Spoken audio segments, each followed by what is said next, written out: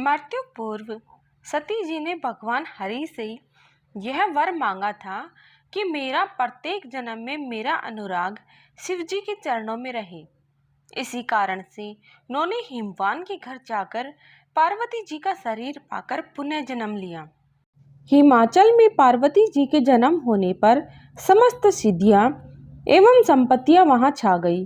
मुनियों ने जहां तहां आश्रम बना लिए और मणियों की खानें प्रकट हो गई। दक्ष के बाद सती ने हिमालय के राजा हिमवान और रानी मैनावती के यहाँ जन्म लिया। मैनावती और हिमवान को कोई कन्या नहीं थी, तो उन्होंने आदिशक्ति की प्रार्थना की। आदिशक्ति माता सती ने उन्हें उनके यहाँ कन्या के रूप में जन्म लेने का वरदान दिया। दोनों ने उस कन्या का नाम रखा पार्वती। पार्वती अर्थात पर्वतों की रानी। इन्हीं को गिरजा, शैलपुत्री और पहाड़ों वाली रानी कहा जाता है। पर्वतराज हिमालय के ग्रह में देवी आदिशक्ति प्रकृति ने पुनः जन्म धारण किया।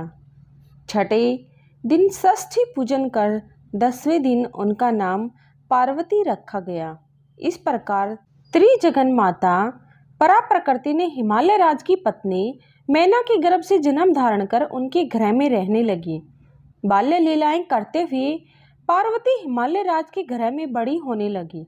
उनका मुखमंडल बड़ा ही मनोरम था, जिसे देखकर हिमालय राज तथा मैना मुग्ध होते थे। देवर्षि नारद को जब ज्ञात हुआ कि देवी आदिशक्ति प्रकृति ने हिमालय के ग्रह में जन्म धारण किया है, वे उनके दर्शनों हेतु हिमवान के ग्रह में गए। हिमालय राज ने उनका नाना प्रकार से आदर सत्कार किया। तत्पश्चात सुखपूर्वक बैठाकर उन्होंने पार्वती के भविष्य के बारे में पूछा। नारद जी ने उन्हें कहा, आपकी पुत्री के हाथ में उत्तम लक्षण विद्यमान है। केवल एक रेखा ही विलक्षण है। उसका फल यह रहेगा, इसे ऐसा पति प्राप्त होगा जो महान योगी, नंग धड़ंग रहने वाला तथा निष्काम होगा। न ही उसके माँ बाप का कोई अता पता होगा और न ही उसे मान सम्मान का कोई ख्याल रहेगा, एवं वह सर्वदा ही अमंगल वेश धारण करेगा।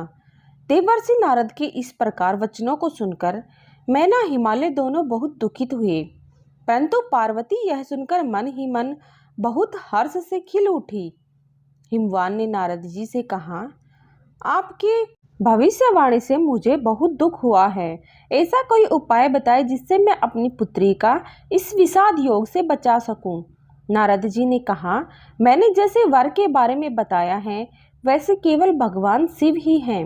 वे सर्वसमर्थ होते हुए भी लीला हेतु अनेक रूप धारण करते हैं। तुम अपनी कन्या का दान भगवान शिव को कर देना। वे सबके ईश्वर, सेव्य, निर्विकार, सामर्थ्यशाली और अविनाशी हैं। पार्वती भगवान शिव की सेवा होगी एवं सर्वदा उनके अनुकूल होगी। वे दोनों शिव पार्वती अर्धनारीश्वर रूप में विख्यात होंगे। आपकी यह पुत्री तपस्या के प्रभाव से सर्वेश्वर शिव को संतुष्ट कर उनके शरीर के आधे भाग को अपने अधिकार में कर लेंगी। भगवान शिव इनके अलावा किसी और से विवाह नहीं करेंगे। इन्हें देवताओं के कार्य पूर्ण करने हैं। तुम अपनी कन्या का दान भगवान शिव के अतिरिक्त किसी और से करने की सोचना भी नहीं, तथा यह सभी तथ्य गुप्त हैं। इन्हें कभी किसी से नहीं कहिएगा। इस पर हिमालय राज ने नारद जी से कहा, भगवान शिव तो महायोगी हैं तथा संसार से पूर्ण रूप से विरक्त हो चुके हैं। वे जैसा तप कर रहे हैं वह देवता भी नहीं कर सकते हैं, तथा वे संसार के प्रति निरासक्त हो चुके हैं। उनके एकाग्र मन को कोई भी विचलित नहीं कर सकता है। इस अवस्था में वे कैसे मेरी पुत्री को अपनी पत्नी बनाएंगे। मैंने किन्नरों के मुख से निरंतर ऐसा सुना है कि भगवान शिव ने पहले यह प्रतिज्ञा की थी कि वह सती के अतिरिक्त किसी और से विवाह नहीं करेंगे। इस पर नारद जी ने कहा, पूर्व काल में आपकी यह कन्या ही सती थी। पितृगृह में अनादर पाने के कारण इन्होंने अपने शरीर का त्याग कर दिया था। असुरपति तारकासुर ने देवताओं को जीतकर अपने बल तथा अहंकार से समस्त देवताओं को अपने अधीन कर लिया है। वह तीनों लोकों का स्वामी है।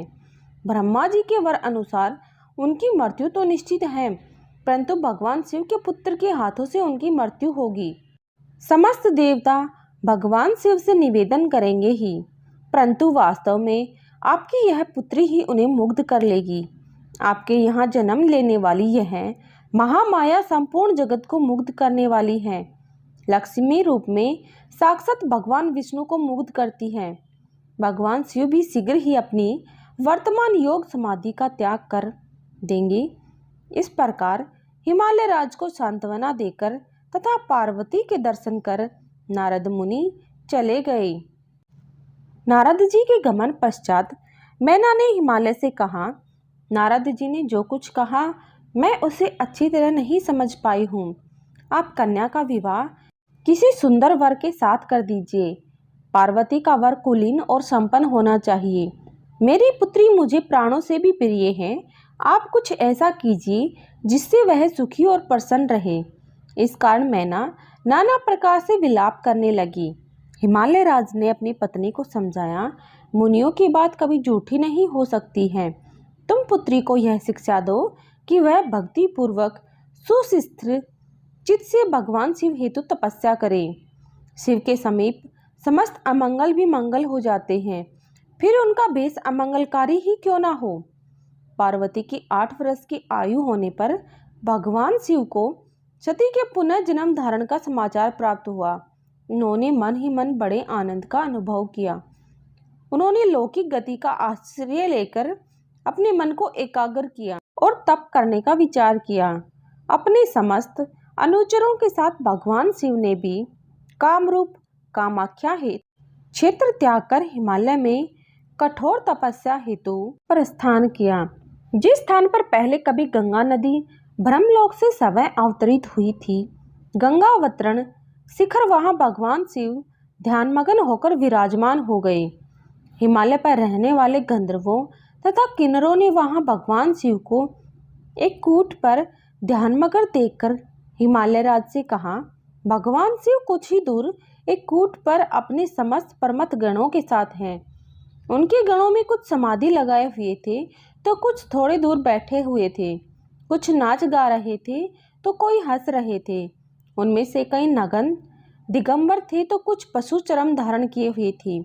कुछ भस्म लगाए हुए थे, किन्हीं के मस्तक पर जटाएं थी। इस प्रकार उस भूतनाथ की विभूति अनुपम थी। इस प्रकार हिमालय राज को जब ज्ञात हुआ कि भगवान शिव उनके क्षेत्र में ध्यानमग्न होकर तपस्या कर रहे हैं, वे उनसे मिलने हेतु गए तथा उनकी पूजा अर्चना की। भगवान शिव ने हिमालय राज से कहा, इस निर्जन स्थान पर मैं तपस्या हेतु आया हूँ। आप केवल इतनी व्यवस्था कर दे कि कोई मेरे पास न आ सके, जिससे मेरी तपस्या में किसी प्रकार का विघ्न ना पड़े। आपने नाना योगियों, मुनियों, कितनों को आश्रय स्थल प्रदान कर रखा है। हिमालय राज ने भगवान शिव को आश्वासन दिया कि कोई भी निरर्थक मनुष्य आपके पास नहीं आ पाएगा। वे निश्चित होकर उस स्थान पर तपस्या करें। तदंतर हिमवान वहां से वापस चले आए। उन्होंने अपने अनुचरों को बुलवाकर कठोर चेतावनी दी कि कोई भी गंगावतरण शिखर पर उनके आदेश के बिना ना जाए। उस चेतावनी के भय से कोई देव, गंधर्व, किन्नर, पिशाच, राक्षस तथा मनुष्य यहाँ तक कि पशु भी भयभीत हो उस शिखर पर नहीं जाते थे। यहाँ हिमालय राज के घर पार्वती दिन प्रतिदिन बढ़ती चली गई और किशोर अवस्था को प्राप्त हुई। एक दिन पार्वती अपने माता पिता से बोलने लगी कि मैं तप साधना हेतु भगवान शिव के पास जाऊंगी तथा उन्हें प्रसन्न कर पति रूप में प्राप्त करूंगी। हिमालय राज ने अपनी पुत्री को भगवान शिव के पास जाने की अनुमति नहीं दी। उन्हें अनुभव हो रहा था कि पार्वती, जो बहुत ही कोमल शरीर वाली है, वह किस प्रकार वन में जाएगी तथा कठोर तपस्या करेंगी। पार्वती ने अपने माता पिता को समझाया कि वह किसी प्रकार की चिंता ना करें, उन्हें कोई दुखी नहीं कर सकता है। वे शीघ्र ही भगवान शिव को आसक्त कर पुनः घर लौट आएंगी। अंततः पार्वती के माता पिता ने उन्हें भगवान शिव के पास जाने की अनुमति दे दी। परंतु उनके साथ उनकी सहायता हेतु 2 सखियां भी रहेंगी। अंततः माता पिता से पार्वती ने अनुमति प्राप्त हुई। तत्पश्चात हिमालय राज उन्हें उस स्थान पर ले गई जहां भगवान शिव सर्वदा योग साधना में मगन रहते थे। हिमालय राज ने भगवान शिव से अपनी पुत्री पार्वती तथा उनकी 2 सखियों को अपनी सेवा में रखने का निवेदन किया। भगवान शिव ने उस मनोरम कन्या को देखकर आंखें मोड़ ली और पुनः ध्यान मग्न हो गए। तदनंतर हिमालय राज ने भगवान शिव से निवेदन किया कि वह प्रतिदिन अपनी कन्या के साथ उनकी दर्शनों हेतु आएंगे। वे अनुमति प्रदान करें। भगवान शिव ने केवल हिमालय राज को ही आने की आज्ञा दी, पार्वती को नहीं। हिमालय राज ने इसका कारण ज्ञात करना चाहा, क्योंकि उनकी कन्या उनकी सेवा हेतु क्यों नहीं आ सकती? क्या वह सेवा के योग्य नहीं है? भगवान शिव ने हिमालय राज को हंसते हुए उत्तर दिया, यह तुम्हारी कन्या सुंदर, कटी प्रदेश से सुशोभित, चंद्रमुखी और शुभ लक्षणों से युक्त है। इस कारण तुम्हें इसे मेरे पास नहीं लाना चाहिए। वेदों ने नारी को माया रूपिणी कहा गया है। मैं योगी और सदा माया से निर्लिप्त रहने वाला हूँ। मुझे युवती स्त्री से क्या प्रयोजन? मैं नहीं चाहता हूँ कि मेरा वैराग्य नष्ट हो जाए और मैं तपस्या से भ्रष्ट हो जाऊं। इस प्रकार के नाना वचन कहकर भगवान शिव चुप हो गए। इस पर पार्वती ने भगवान शिव से कहा, आपने तपस्वी होकर गिरिराज से यह क्या कह दिया? आप ज्ञान विशारद हैं, तो भी मेरी बात सुनिए। शक्ति से युक्त होकर ही आप भारी तप कर रहे हैं। सभी कर्मों को करने की उस शक्ति को ही प्रकृति जानना चाहिए। इसी से सभी की सृष्टि, पालन तथा संहार होता है। आप कौन हैं? आपकी सूक्ष्म प्रकृति क्या है? इसका विचार कीजिए। प्रकृति के बिना लिंग रूपी महेश्वर कैसे हो सकते हैं? इस तथ्य को हृदय से विचार कर ही आपको जो कहना है वह कहिए। इस पर भगवान शिव ने पार्वती को उत्तर दिया, मैं उत्कृष्ट तपस्या द्वारा ही प्रकृति का नाश करता हूँ तथा तत्वतः प्रकृति रहित शंभु के रूप में स्थित होता हूँ। अतः सत्पुरुषों को कभी भी प्रकृति का संग्रह नहीं करना चाहिए, निर्विकार रहना चाहिए। इसके पश्चात पार्वती ने मन ही मन भगवान शिव से कुछ दार्शनिक संवाद किए, जिसके पश्चात भगवान शिव ने उन्हें शास्त्र विधि के अनुसार उनकी सेवा करने की आज्ञा दे दी। हिमालय राज पार्वती सहित प्रतिदिन भगवान शिव के दर्शनों हेतु जाते थे। कभी कभी पार्वती अपनी सखियों के साथ भी जाती थी तथा उनकी भक्ति पूर्वक सेवा करती थी। कोई भी गण उन्हें रोकता टोकता नहीं था। पार्वती नाना प्रकार से विधिवत भगवान शिव की सेवा करने लगी। इस प्रकार महान समय व्यतीत हो गया। इस पर भी वे इंद्रियों को संयमित कर उनकी सेवा में लगी रही। भगवान शिव पार्वती की नित्य सेवा तत्परता देख दया से द्रविड़ हो उठे और विचार करने लगे, जब गिरिजा के अंतर मन में गर्व का बीज नहीं रहेगा तब मैं उनका पानी ग्रहण करूंगा। ऐसा निश्चय कर भगवान शिव सर्वदा ध्यान मग्न ही रहने लगे। जब से सती ने अपनी देह का त्याग किया था तब से शिव के मन में वैराग्य उत्पन्न हो गया था। उन्होंने समय को श्री राम की भक्ति में लीन कर लिया था और समस्त पृथ्वी पर विचरण करते रहते थे। इस प्रकार से जब एक लंबा अंतराल व्यतीत हो गया तो एक दिन कृपालु रूप और शील के भंडार श्री रामचंद्र शिव ने शिवजी के समक्ष प्रकट होकर उनकी सराहना की और उन्हें पार्वती के जन्म तथा तपस्या के विषय में बताया। उन्होंने शिवजी से पार्वती के साथ विवाह कर लेने का आग्रह किया, जिसे शिवजी ने मान लिया। श्री राम के चले जाने के पश्चात शिवजी के पास सप्तऋषि आए। शिवजी ने सप्तऋषियों को पार्वती जी के प्रेम की परीक्षा लेने के लिए कहा। सप्तऋषियों ने पार्वती के पास जाकर पूछा, हे शैलकुमारी, तुम किस लिए इतना कठोर तप कर रही हो? पार्वती जी ने कहा, मैं शिवजी को पति रूप में प्राप्त करना चाहती हूँ। सप्तऋषि बोले, शिव तो स्वभाव से ही उदासीन, गुणहीन, निर्लज्ज, बुरे वेश वाला, नर कपालों की माला पहनने वाला, कुलहीन, बिना घर बार का, नंगा और शरीर पर सर्पों को धारण करने वाला है। उसने तो अपनी पहली पत्नी सती को त्याग कर मरवा डाला। अब भिक्षा मांगकर उदर पूर्ति कर लेता है और सुख से सोता है। स्वभाव से ही अकेले रहने वाले के घर में कभी स्त्रियां टिक सकती हैं? ऐसा वर मिलने से तुम्हें किसी प्रकार का सुख नहीं मिल सकता। तुम नारद के वचनों को मानकर शिव का वरण करना चाहती हो, किंतु तुम्हें स्मरण रखना चाहिए कि नारद ने आज तक किसी का भला नहीं किया है। उसने दक्ष के पुत्रों को उपदेश दिया और बाद में उनकी ओर पलटकर भी नहीं देखा। चित्रकेतु के घर को नारद ने ही चौपट किया। उसके कहने में आकर यही हाल हिरण्यकश्यप का भी हुआ। हमारा कहना मानो, हमने तुम्हारे लिए बहुत अच्छा वर ढूंढा है। हमारी सलाह मानकर तुम विष्णु से विवाह कर लो, क्योंकि विष्णु समस्त दोषों से रहित, सद्गुणों की राशि, लक्ष्मी का स्वामी और बैंकुट का वासी है।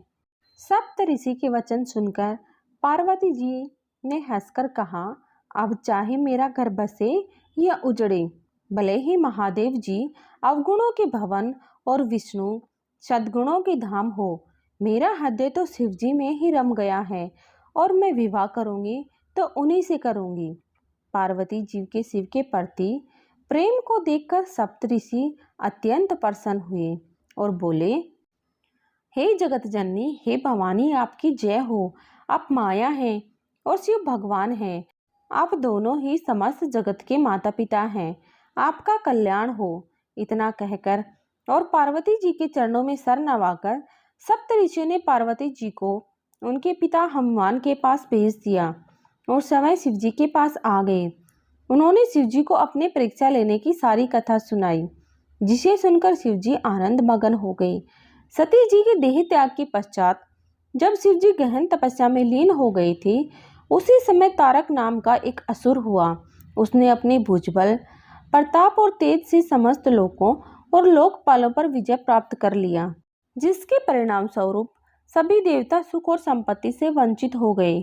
तारकासुर ने उग्र तप कर तीनों लोगों को अपने वश में कर लिया तथा स्वयं इंद्र हो गया। उसके समान दूसरा कोई शासक नहीं रहा। तारकासुर की तपस्या से संतुष्ट होकर ब्रह्मा जी ने उसे वरदान दिया, शिवपुत्र के हाथों से ही उसकी मृत्यु होगी, अन्यथा नहीं।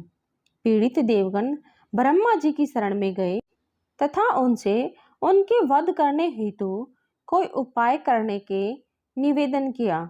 उस समय तीनों लोगों का वह अधिपति था तथा उसने समस्त देवताओं को उनके अधिकारों से वंचित कर अपने अधीन ले लिया था। ब्रह्मा जी उसे वर देकर बंध गए थे। उन्होंने देवताओं को सुझाया कि सभी देवता संसार से विरक्त हुए भगवान शिव के पास जाकर उनसे निवेदन करें कि हिमालय कन्या गिरजा, जो पूर्व जन्म में सती थी, उन्हें वे पत्नी रूप में स्वीकार करें। ब्रह्मा जी ने समस्त देवताओं को कोई ऐसा उपाय करने हेतु कहा जिससे भगवान शिव पार्वती से विवाह करें एवं उनकी वीर्य को धारण कर पार्वती पुत्र उत्पन्न कर सकें। भगवान शिव की वीर्य से उत्पन्न पुत्र से ही तारक असुर का वध संभव था। इसके अतिरिक्त कोई भी उसका वध करने में समर्थ नहीं है। परंतु तीनों लोकों में सर्वाधिक सुंदर पार्वती द्वारा प्रतिदिन उनकी सेवा करने पर भी भगवान शिव का ध्यान भंग नहीं हो पा रहा था। ध्यान भंग कर पार्वती की ओर देखने का भी उनके मन में विचार नहीं आता था। वे महान योगी हैं। इस पर देवगुरु बृहस्पति जी ने देवताओं को मदन कामदेव के द्वारा उनके ध्यान भंग करने का उपाय सुझाया।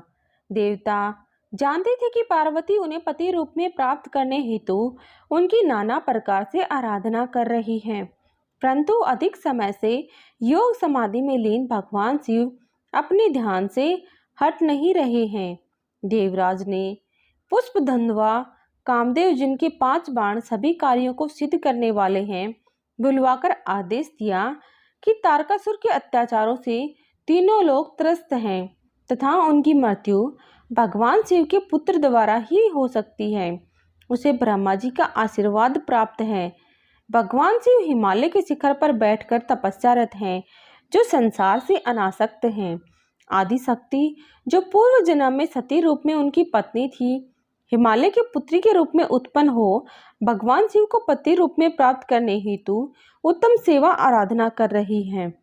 किंतु भगवान शिव को उन कामिनी के रूप में कोई स्पृहा नहीं है। तुम योगी निष्ठा में रत उनको सम्मुख करो। तुम कुछ ऐसा करो जिससे वे तप साधन का त्याग कर पार्वती के प्रति वैसे ही आसक्त हो जाएं जैसे वे सती के प्रति थे। दोस्तों, कहानी के अगले पार्ट के लिए चैनल को सब्सक्राइब करें, वीडियो को लाइक एंड शेयर करें एंड कमेंट करना ना भूलें। धन्यवाद।